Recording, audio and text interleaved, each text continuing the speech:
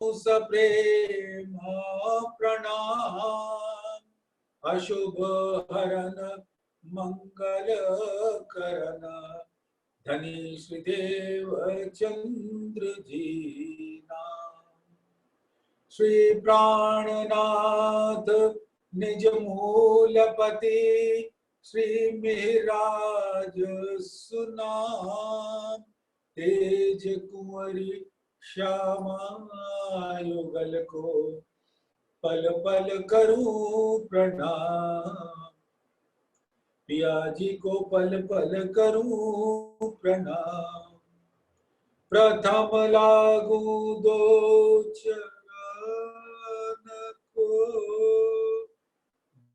धनिये न छुड़ायो। खिन लाख तली लालेड़िया मेरे जीव के यही जीवन। इन पांव तले पड़ी रहूं धनी नजर खोलो बातूं। पल नालू देखूं नेत्रे मेरे जीव के यही जीवन। मेरे जीव के जीवन। धामधनी अक्षरातीत के परम प्यारे लाडले सुंदर साथ जी, आपके चरणों में कोटान कोट प्रणाम। हम लोग श्रृंगार ग्रंथ में पिछले कुछ दिनों से इस संध्या वेला में प्रतिदिन डुबकी लगा रहे हैं और श्रृंगार अपने आप में तारतम के तारतम रूपी खिलवत परिक्रमा सागर श्रृंगार का भी तारतम है। श्रृंगार ग्रंथ में सुंदर साथ ध्यान दीजिएगा। धनी के दिल की बातें खिलवत में तो हास्य विनोद, नोक झोंक, लाड़ लड़ाना, आशिक और माशूक के बीच की बातें।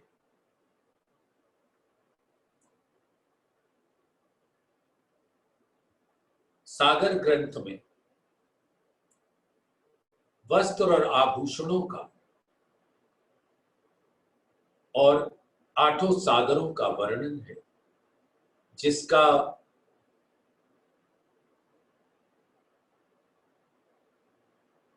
आकर समाहित होता है मेहर सागर। परिक्रमा अर्श की हकीकत की लीला और उसके अंदर भी किस तरह से मार्फत का रस पिया जा सकता है पता नहीं। लेकिन श्रृंगार ग्रंथ पहले हरफ से आखिरी हरफ तक मार्फत का रस है और ये हम सभी सुंदर साथ के ऊपर धामधनी की अपार कृपा है जो हमें ये वाणी सुनने का मौका मिलता है। ऐसा अवसर इस ब्रह्मांड में न तो आज तक किसी के पास था और ये तो श्री जी साहिब जी मेहरबान राज्य ने अपने हुक्म से बहुत ही सुंदर फलों के डालियां लगा दी अपने हृदय हुक्म रूपी वृक्ष के पे, सघन वृक्ष, और उसके सबसे ऊपर वाली जो टहनी है वहां श्रृंगार के फूल और फल लगे। तो अब हम लोग इसी के अंदर प्रतिदिन डुबकी लगाएं और उसका रस पान करें। बोले से प्राणनाथ प्यारे की जय।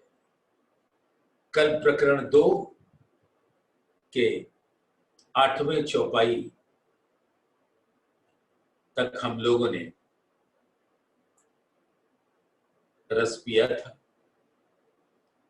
हम सिर हुक्म आइया अर्स हुआ दिल,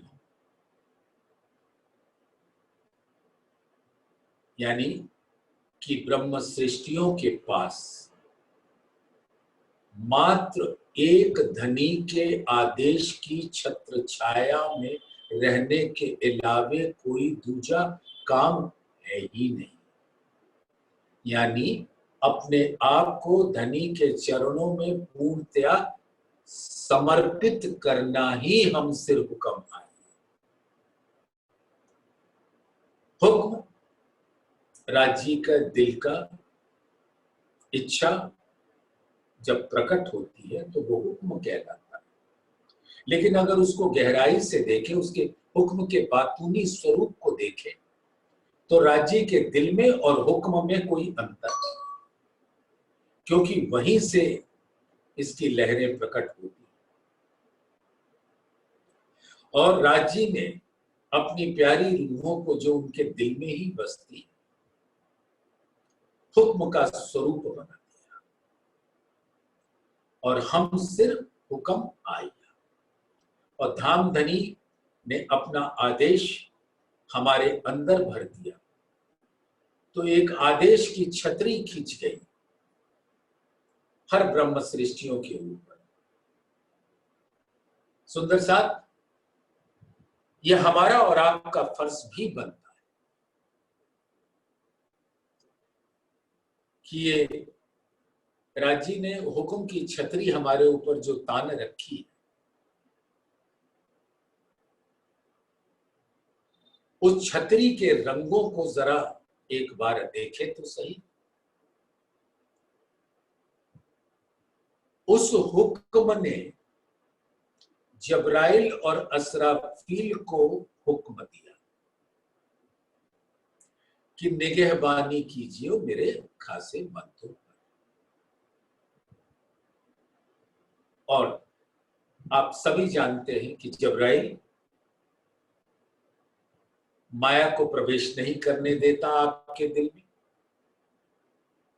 और पाक साफ रखता है, आपकी वकीली करता है, आपकी प्रदक्षिणा करता है और रोशन रखता है दिल को।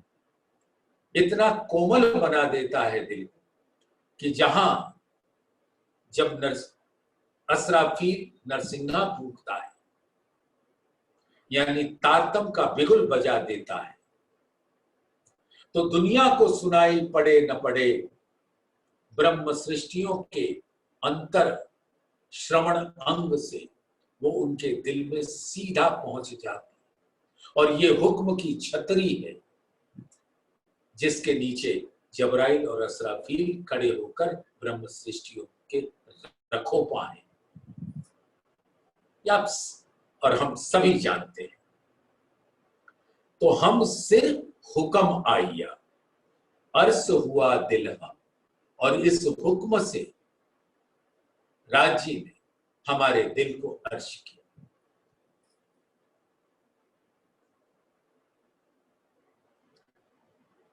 हुक्म से इल्म आया और इल्म से दिल अर्श।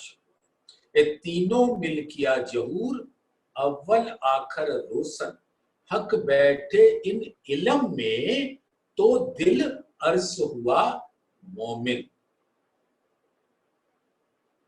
इस इल्म से ही आत्मा अपने दिल में जो धामधनी का स्वरूप अखंड रूप से विराजमान है अब देख पाती। और जबराइल असराफील की मदद से, यानी कि जो माया का पर्दा है जिसने हमें हमारे अंदर विराजमान धामधनी के स्वरूप को देखने नहीं दिए और माया के प्रलोभनों को देखते रहे, जिसमें जीव घूमता रहता है। और जीव का जो मन है वो एक प्रकार से जीव के ऊपर हावी हो जाता है। जीव तो मात्र एक दृष्टा है, जीव कर्ता भोक्ता नहीं है। मन के आदेश से ये तन प्रभावित होकर अपने गुण, अंग, इंद्रिय और अष्ट धातु के द्वारा निर्मित ये तन अपने आप को माया की उपलब्धियां प्राप्त करने में झोंक देता है। अभी आजूज माजूज की चर्चा नहीं करना चाहता, लेकिन यही है, जो ये अष्ट धातु का जो ये तन है, शरीर, वो दिन रात उसको चाटता रहता है और हम अपने आप को माया की जलती हुई अग्नि में झोंके रहते हैं और जर्जर होते चले जाते हैं। और धामधनी का हुक्म जब जबराइल हमारे साथ रहता है तो वो पर्दा हटता जाता है और जीव को भी आदेश हो जाता है कि अब माया के चक्र में ना घूमो, क्योंकि धामधनी ने इन आत्माओं की रक्षा करना हमारे सिपुर्द कर रखा है और आप माया के प्रलोभनों में घूमते रहेंगे, उस सुख दुख की लहरों में घूमते रहेंगे, तो ये प्यारी राज्य की अंगनाओं को भी वही देखना पड़ेगा जो आप देख रहे हैं। इसलिए जबराइल का जबरदस्त हुक्म होता है इस जीव को, सावधान,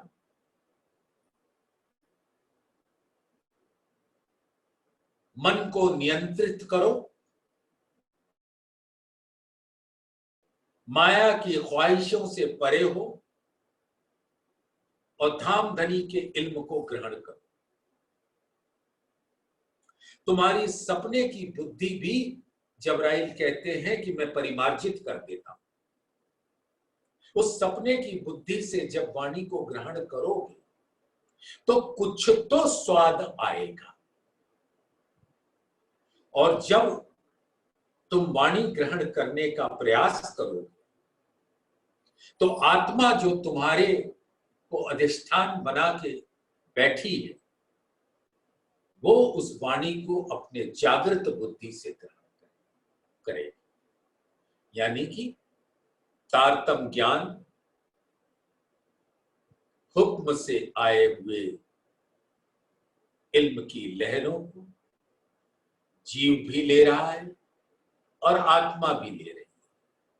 जीव सपने की बुद्धि से ग्रहण कर रहा है जो उसका खजाना है, और आत्मा जागृत बुद्धि से ग्रहण।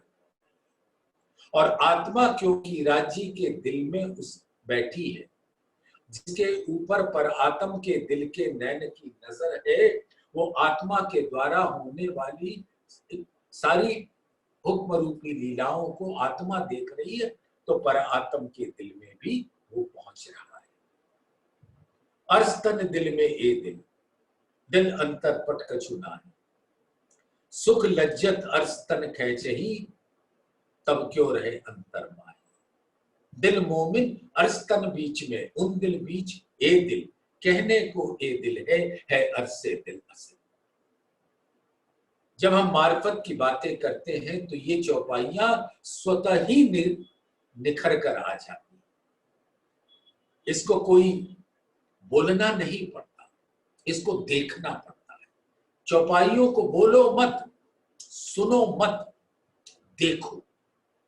जो तुहे कहे हक हुक्म सो तू देख वहां, और कहो रूहन को जो तेरे तन वाहे। और उनको ये कहो कि तुम सुनने के बाद उसको देखो और देख के उसका नूरी रस ग्रहण करो। तो इस प्रकार से हुक्म की लीला बरसती है धामधनी की मेहर के साथ। हुक्म मेहर के हाथ में, जोश मेहर के अंग, इश्क आवे मेहर से, बेशक इल्म तिन सब। और ये किसके ऊपर होता है? खासल खास ब्रह्म सृष्टियों के ऊपर। पूरी मेहर जित हक की, तित और कहा चाहिए। हक मेहर तित होता है, जित असल है निस्बत। आत्माओं की निस्बत धामधनी के साथ तो मेहर बरसते लगती, और मेहर के तले वो हुक्म है जो ब्रह्म सृष्टियों का रखोपा, और उनको इल्म का रोशनी में इल्म का प्रकाश और उसका रस मिलता है। तो इससे आत्मा अपने दिल के अंदर विराजमान राज्य के स्वरूप को, राज्य के जुगल स्वरूप का दीदार करती है। अपने दिल के खिलवत स्वरूप के अंदर परम धाम का दीदार करती है और अपनी ही संगी आत्माओं का दीदार करती है। तो उसका दिल जो प्रारब्ध से, पहले से ही, अनादि से धामधनी के स्वरूप उसके अंदर रहता है। ये तो माया का पर्दा था। तो जबराइल जो है उसको, रूहों को तो रखोपा है ही, लेकिन जिस तनों में बैठी है वहां पर जीवों को हुक्म का डंडा चलता रहता है। वो गलत राह अख्तियार करने का अधिकार खो बैठता है। वो तो सिर्फ धामधनी की वाणी का रस पीने को, और एक बार उसका स्वाद उसको मिल जाता है तो खुद भी वो उसको छोड़ना नहीं चाहता। यही काम हक इल्म का, और हुक्म से जो इल्म आया उससे यही काम है। हक बैठे इन इल्म में तो दिल अर्श हुआ। तो आत्माओं के दिल में जो अर्श है, जुगल स्वरूप है, वो उसको देख लेती है, क्योंकि माया का पर्दा इल्म के रोशनी से हट जाता है। तो सुख काहे न लेवे खसम। तो जब धामधनी हमारे दिल को खिलवत बनाकर अर्श का रूप धारण करवा देते, यानी स्वयं बैठ जाते, उसके बैठे हैं दिख जाते, उसका अनुभव हो जाता है। तो धामधनी के दिल के रस का पान हम क्यों न करें। कया अर्श हमारे दिल को, है हम ही हक हुक्म। तो वही बात, जब हमारे दिल को अर्श कर दिया तो धामधनी विराजते, और जहां धामधनी विराजेंगे वहां उनका दिल भी होगा, और दिल से निकलने वाला हुक्म भी होगा, और उस हुक्म के तले आत्मा का जीव भी होगा, और आत्मा भी उस हुक्म से इल्म का रस पाकर अपने मूल में, मूल का दीदार कर मूल का रस पिएगी। जो मूल स्वरूप है अपने, जाको कहिए पर आत्म, सो पर आत्म ले के विलसिए संग खसम।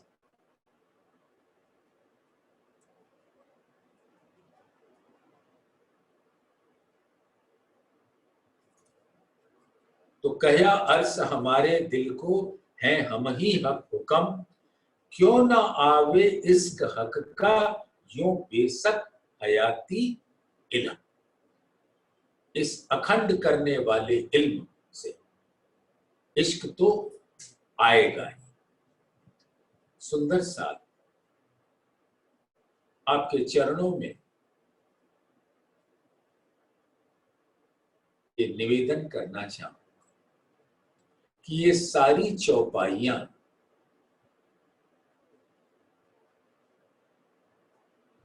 धामधनी इंद्रावती जी के माध्यम से, जहां श्यामा जी दूसरे हिजाब में बैठी, उनकी रचना से ये कहलवा रहे हैं। लेकिन इससे ये जाहिर होता है कि सभी ब्रह्म सृष्टियां का दिल अर्श है और सभी हुक्म के स्वरूप हैं। लेकिन मूल में ये श्री इंद्रावती जी का दिल जो है वो अर्श है और धामधनी वहां विराजमान है, तो उनका पूर्ण हुक्म भी वही है। अब सुंदर साथ के दिल में एक थोड़ी सी विचारधारा होगी कि जब ब्रह्म सृष्टियों का दिल अर्श है, तो सिर्फ इंद्रावती के दिल को अर्श क्यों कह रहे, या वहीं पर हुक्म को क्यों कह रहे? तो सुंदर साथ इस प्रकार की गलतफहमी कोई सुंदर साथ अपने दिल में ना पाए। इंद्रावती जी के द्वारा जागनी का कार्य होना था, वाणी उतरनी थी, इसलिए उनके द्वारा इतनी कसनी करवाई कि उन्होंने अपने प्राण तक त्याग दिए और माया से पूरी तरह विरक्त हो गए। हाँ, हर ब्रह्म सृष्टि का ये अधिकार है कि जो उसके दिल में आए वही धामधनी का हुक्म हो जाए। लेकिन ये तब जब हम इस शरीर से, मन से, जीव से, संसार से पूर्णतया रहित हो जाए। वैसे ही हादी के कदमों कदम चले, उस मजल पे चले, रास्ते पे चलकर मंजिल को प्राप्त करें। तभी हमारे दिल के ऊपर से वो माया का पर्दा हटता है और हम अपने दिल के अंदर धामधनी का दीदार कर सकते। तो कभी ये स्पर्धा नहीं करनी चाहिए। आपको पता है, स्पर्धा भी एक गुनाह हो जाता। श्री इंद्रावती जी जब लड़कपने में थी तो उनके दिल में ये स्पर्धा का भाव आ गया था कि धनी देवचंद्र जी को परमधाम दिखता है तो हमको क्यों नहीं दिखता। और फिर जो हुआ आप सभी सुंदर साथ उससे विदित, सबको पता।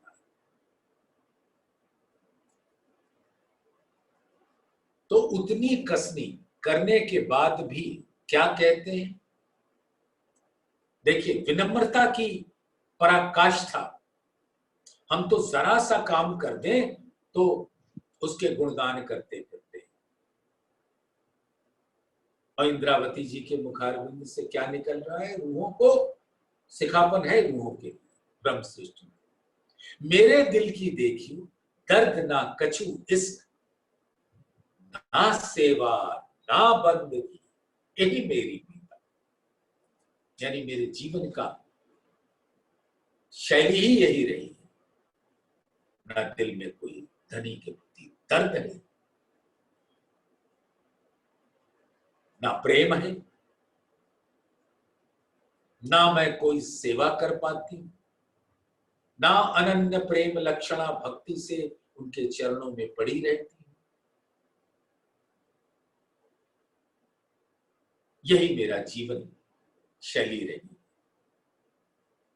फिर भी क्यों मेहर मुझ पर भई, एती दिल में शक। मैं जानी मौज महबूब की, वो देत आप माप। तो जब धनी देने पे उतरते हैं तो इतना उफान आता है उन सागर के लहरों में कि जिसका कोई हिसाब नहीं रहता। और होगा भी क्यों। धनी अपने दिल के सागरों के ऊपर ताला कब तक बंद करके रखे। हक को काम कोई और नहीं देवे, रूहों लाड़ लज्जत देना ही पड़ेगा, क्योंकि हम ही तो उस सागर के वारिस हैं।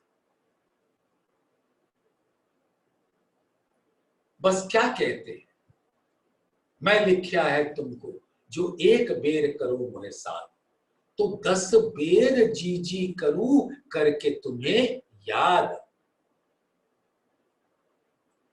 बस एक बार माया से मुख मोड़ तो लो।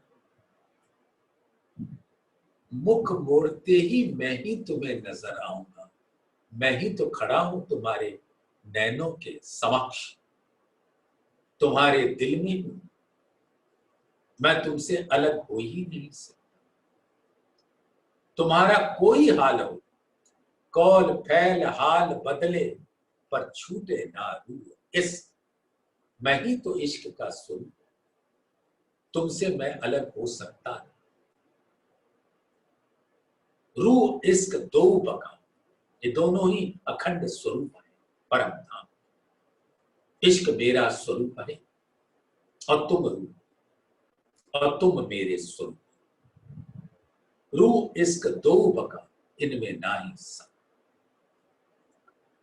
तो कहने का तात्पर्य यह है कि कया अर्श हमारे दिल को, है हम ही हक हुक्म। क्यों ना आवे इश्क हक का, यूं बेशक हयाती इल्म। जब इस इल्म की रोशनी आती है और माया के प्रलोभनों से हम दूर होते जाते हैं, ज्यों ज्यों होवे अर्श नजीक खेल, त्यों त्यों होवे दूर। तो जैसे जैसे धामधनी की मेहर बरसती जाती, हुक्म की छतरी खड़ी रहती, वैसे वैसे खेल हमारे नजरों से दूर होता चला जाता है और अर्श हमारे सामने आ जाता है। चरण बासा हमारे दिल में, रहे रूह के नैनो माहे। क्यों न्यारे हमसे रहे, हम बसे हक हैं जाहे। सुंदर साथ अपने मूल तनु की स्थिति को धाम में उससे कम इल्म के द्वारा तो देख लो। धाम धनी मूल मिलावे में कंचन रंग के सिंहासन पर जुगल स्वरूप होए के विराजमान है। सुंदर कोमल गौर उज्जवल गहरी लालक लिए हुए चरण कमल नूर की चौकी पर, और वो चौकी ही तो हम ब्रह्मात्माओं का दिल है, जिसके ऊपर धामधनी अपने कोमल चरण कमल रखे, और उनके चरण आने से ही तो पर आत्म का दिल अर्श होता है। ये तो इल्म से अपने दिल के लहरों को दिखाने के वास्ते पर आत्म को क्षणिक बेसुध कर रखा है। निद्रा सही शब्द नहीं है, बेसुध फरामोश। फरामोश के मतलब होता है भूल जाना, अपने मूल स्वरूप को भूल जाना। तो तन के नैन पूरी तरह से खुले हुए और तन के नैनों के पुतली में धामधनी का प्रतिबिंब पड़ रहा है। अब पर आत्म के का हिसाब जरा देखें। पर आत्म अपने नैनों से कुछ नहीं देख पाए, ये धामधनी के इल्म ने फरमा दिया। बैठी अंग लगाए के ऐसी दई अंतराय, ना कछु नैनो देखत ना कछु आप ओल खाए। और कान और सुबह का भी वही हाल, बैठी अंग लगाए के ऐसी दई अंतराय, ना कछु दिल की कह सको ना पिया शब्द सुनाए। तो ना दिल के बात कुछ कह पा रहे हैं और ना आप जो कह रहे हैं वो भी सुनाई नहीं। ये है बेसुधी की हालत।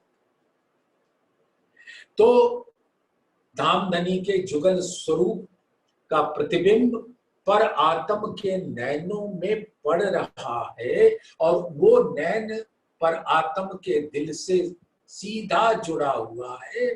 तो वो पर आत्म, वो राज्य का जुगल स्वरूप पर आत्म के दिल में भी अखंड रूप से विराजमान है। लेकिन पर आत्म साक्षात जुगल स्वरूप को नहीं देख पा रही क्योंकि बेसुध है।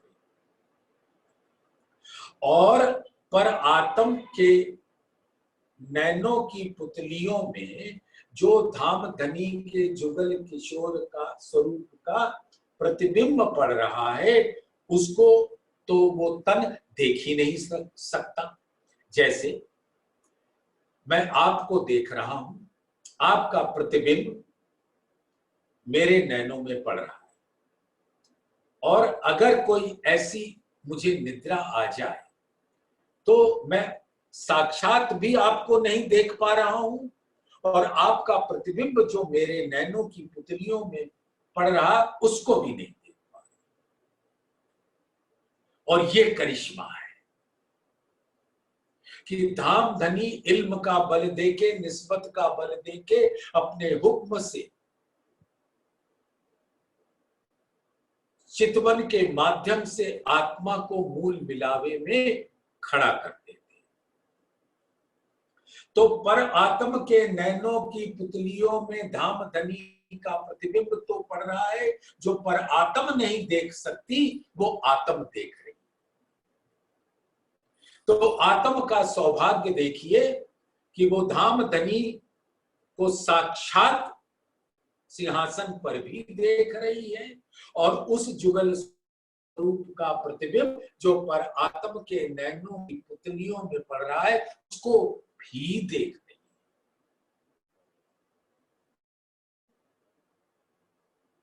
और ये सारा दृश्य आत्मा के नैनों के द्वारा उसके दिल में प्रवेश करता है। और ये दिल कहां रहता है? पर आत्म के दिल, अस्तन दिल में एक दिल।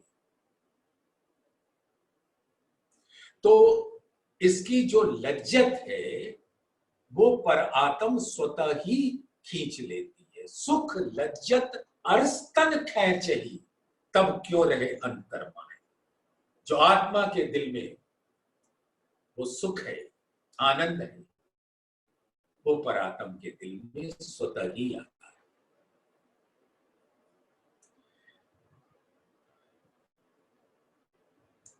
चरण बासा हमारे दिल में रहे रूह के नैनो मान। तो उसका दृश्य आप सभी ने धारण कर लिया होगा अपने दिल में।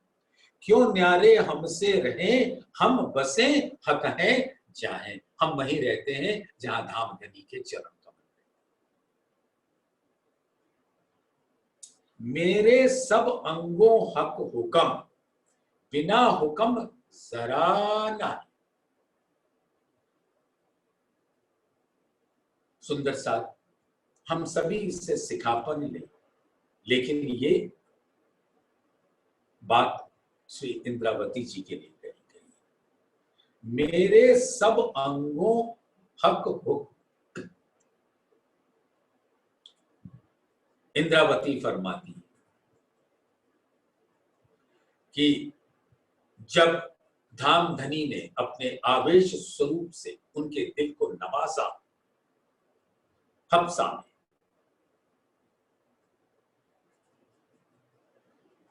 और जब मेरते में सत्स्वरूप भी उस दिल में विराजे तो वो पूर्ण ब्रह्म सच्चिदानंद,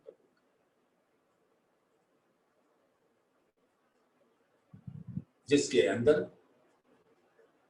नूर जमाल और नूर जलाल दोनों उस नूर के अंदर।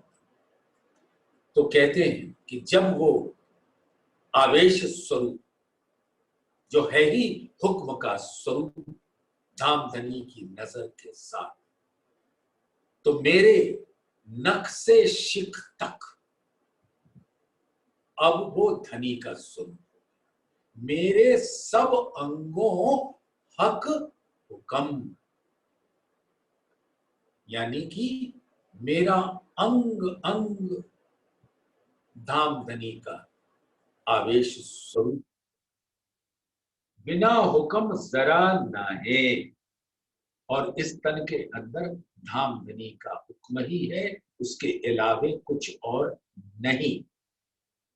सोई हुक्म हक में, हक बसे अर्श में तान। और ये हुक्म का मूल क्या है? परम धाम में विराजे धामधनी अक्षरातीत उनका नूर दिल।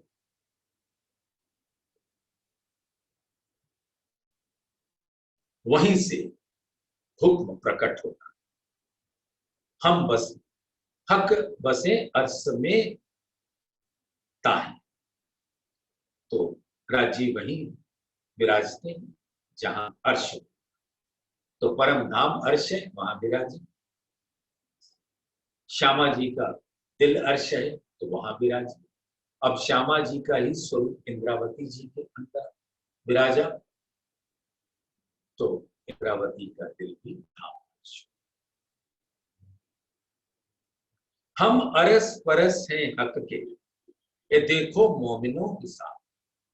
ये कहने का अधिकार किसको है? इस ब्रह्मांड में धामधनी की अंगना इंद्रावती। हम अरस परस हैं हक के, ये देखो मोमिनों के साथ। हम हक में, हक हम में, और हक बिना सब ख्वा। हम हक यानी हकीकत स्वरूप मार्फत, हक हम में यानी मार्फत स्वरूप हकीकत। ये सुंदर सात चितवन का वाणी है, चितवन। आप देखिए, हम हक में और हक हम में, इसी से दोनों अरस परस। और ये स्थिति श्री इंद्रावती जी की है। हम भी उद्यम करें, हम भी उस स्थिति में पहुंचे, तो धामधनी की मेहर हमें भी अछूता नहीं छोड़े। लेकिन अभी दिल्ली दूरस्थ। तो इस प्रकार से हम अरस परस से हक के, देखो मोमिनो हिसाब। और ये हिसाब क्या है? हम हक में, हक हम में, ये परम धाम में है। मार्फत ही हकीकत के रूप में व्याप्त है, और हकीकत का मूल मार्फत, राज्य का दिल। तो हम हक में, हक हम में, और हक बिना सब, और राज्य के हुक्म के बिना सब वही। हक हुक्म में सब मिलाइया, अर्श मसाला पूरन। अर्श का मसाला क्या है? राज्य के हुक्म ने ऐसा रेसिपी तैयार किया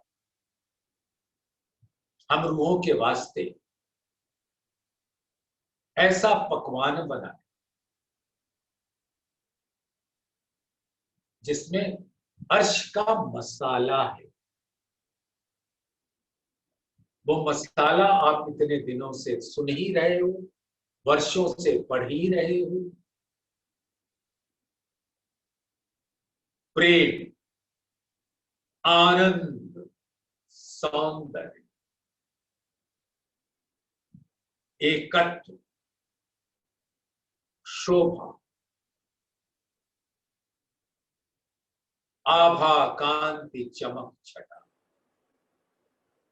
उमंग, उत्साह, उल्लास, ऊर्जा, प्रफुल्लता, शीतलता, चैतन्यता, कोमलता, सुगंध, माधुर्यता, संगीत, ज्योति,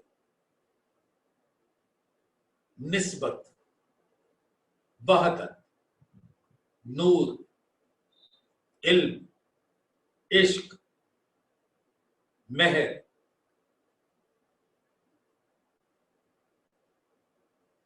ये सब अर्श की निधियां हैं। इन सबको मिलाकर क्या कहलाता है?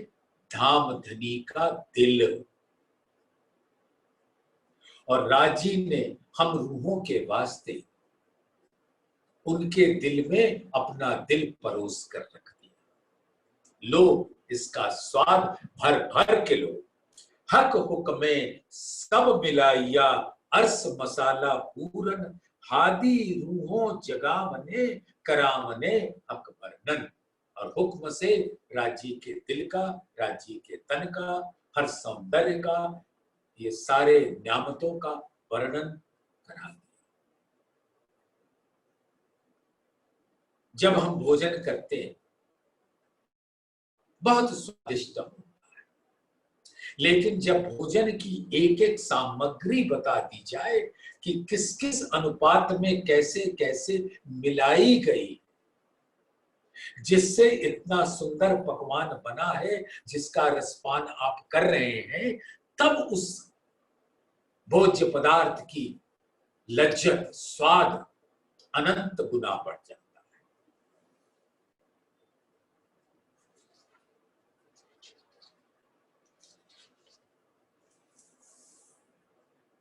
आखिर मोमिन आकिल, ये आखिरत के जमाने में जो ब्रह्म सृष्टियां आई हैं, इनको जागृत बुद्धि प्रदान की। और ये कौन कह रहा है? राजी खुद कह रहे हैं। जागृत बुद्धि दे इन्हों को, जिनसे देखी लहरें बका हक। राज्य के दिल से बहने वाली, झरने वाली वो चश्मे, वो लहरें, वो नूर, वो सुगंध, वो स्वाद, इस सब को ग्रहण करते हैं। जागृत बुद्धि दे इन्हों, जिनसे देखी लहरें बका हक। शराब तहूरा उतरी इनों पर। तहूरा माने होता है पवित्र, और पवित्र कहने का तात्पर्य सिर्फ मात्र इतना है कि इसको कभी माया से तुलना मत करना। माया अपवित्र है और धाम अपना पवित्र है, इसलिए उसको पवित्र कह दिया कि वो माया से सर्वथा न्यारी है।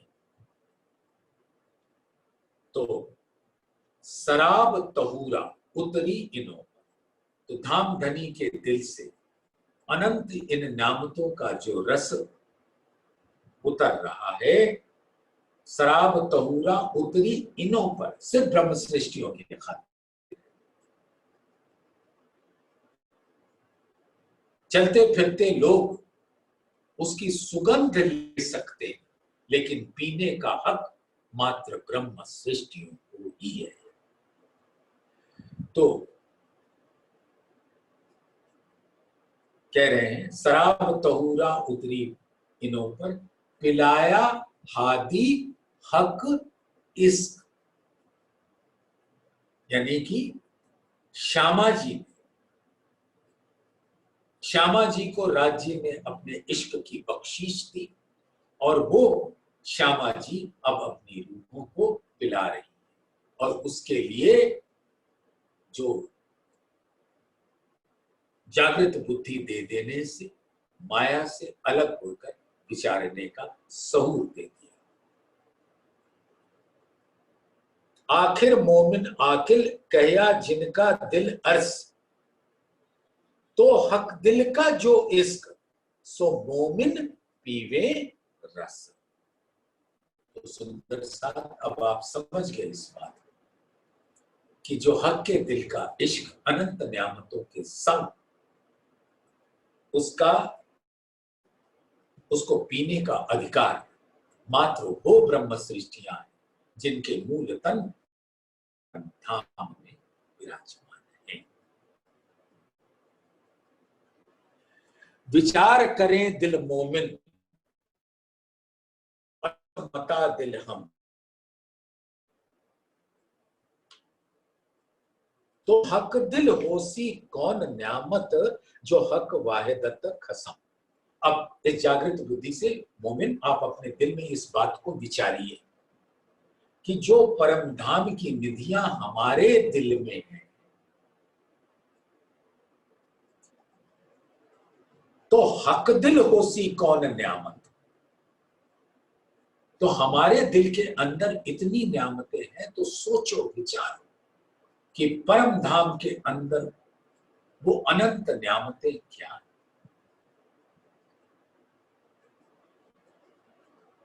जो हक वाहिदत खसम, जो रूहों के खसम, उनके दिल की न्यामतें क्या। सुंदर साथ एक बात विचारने योग्य तथ्य है कि परम धाम में अपने खसम श्री राज जी, अपने खसम श्री श्यामा जी, अपनी अंगनाएं ब्रह्म सृष्टियां 12,000, इनके दिल में कोई अंतर नहीं, ना तन में ना दिल में। रूहों तुम मेरे तन, और सबके अंदर परम धाम में वही वहादत का स्वरूप है, सबके अंदर राज्य करते हैं। तो कहीं छोटा बड़ा नहीं है, यानी राज्य का दिल ही परात्म के दिल में विराजमान है। तो जितनी अनंत निधियां राज्य के दिल में हैं, वही अनंत निधियां ब्रह्म सृष्टियों के दिल में परम धाम में हैं। लेकिन यहां जब लोग सुनेंगे तो उस स्वलीला अद्वैत के स्वरूप को, हकीकत और मार्फत के स्वरूप को अपने सपने की बुद्धि से ग्रहण नहीं कर पाएंगे। इसलिए ऐसा कह देते हैं कि यहां अर्श दिल है, तो अर्श दिल के अंदर जितनी नियामतें हैं, तो उससे अनंत गुना परम धाम में धाम धनी के दिल में। लेकिन परम धाम की वहदत में कोई फर्क नहीं होता। ये तो मात्र यहां के शब्दों में कहा गया कि सागर में जितना जल राशि, वो गुण लहरों के अंदर वही जल राशि में जो गुण है वो होता है, लेकिन जल राशि दोनों में, सागर में और लहरों में जुदा जुदा।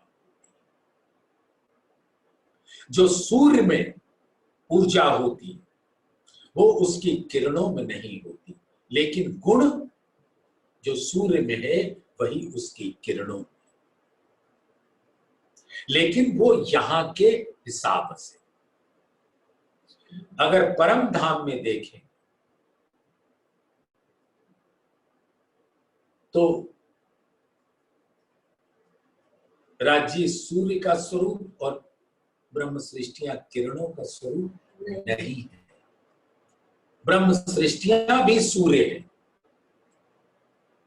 क्योंकि दोनों में कोई भेद नहीं। राज्य अगर सागर है तो ब्रह्म सृष्टियां भी सागर, वहां लहरों का कोई प्रावधान नहीं। ये तो मात्र यहाँ की बुद्धि में समझने योग्य हो जाए, आप अपनी बुद्धि से ग्रहण कर सके। ये किसके लिए कहा जा रहा है? जीव। आत्मा के पास तो जागृत बुद्धि है, जैसे ही वाणी का रस आने लगेगा वो तो चितवन की गहराई में डूबकर अपने आप को मूल मिलावे में पाएगी। देखो मोमिनों के दिल में कहीं केती अर्स बरकत, विचार देखो हक दिल में क्या होसी हक न्याम। तो ये आपने अभी सुन लिया। हक हादी अर्स मोमिन सो तो पहले हक दिल मान। अब ये हकीकत स्वरूप है हक हादी अर्स मोमिन। राजी, श्यामा जी, परमधाम और ब्रह्म श्रेष्ठ, सो तो पहले हक दिल मान। ये हकीकत स्वरूप पहले राज्य के दिल में यानी मार्फत स्वरूप में विराजती है। जो चीज प्यारी रूह को ताए हक पल छोड़े नाए। और रूहों का असल न्यामत क्या है? वो इश्क। वही उनका बल है, वही उनका खजाना है, वही उनका भोज्य पदार्थ है, वही उनका रस है। तो जो चीज प्यारी रूह ताए हक पल छोड़े ना है। सो रूहों के साथ जो इश्क है, दोनों एक स्वरूप, रूह इश्क दोनों एक स्वरूप, उसको वो राजी कभी एक क्षण के लिए भी अलग नहीं कर सकता।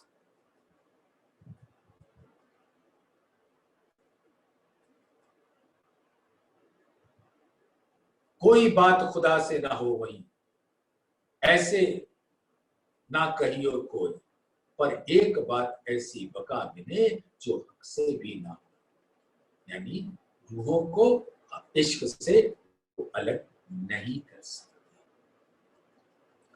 तो जो मता कया दिल मोमिन, सो मोमिन दिल समेत, सो बसत हक के दिल में, सो हक दिल मता रूह ले। सुंदर साथ बहुत प्यार से चितवन में लीजिए। अब धामधनी में अपने दिल के अनंत गंजान गंज सागरों का रस किसके अंदर भर दिया? ब्रह्म सृष्टियों के दिल में। जो मता कहे, मता माने खजाना, जो मता कया दिल मोमिन, सो मोमिन दिल समेत। अब ये मोमिन अपने दिल के साथ, सो बसत हक के दिल में। रूहें कहां बसती है? राज्य के दिल में, और जहां बसेंगी वहां उनका दिल भी होगा। सो बसत हक के दिल में, सो हक दिल मता रूह।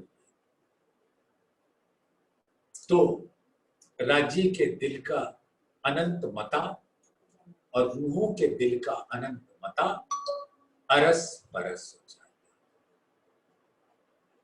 सागर ही सागर।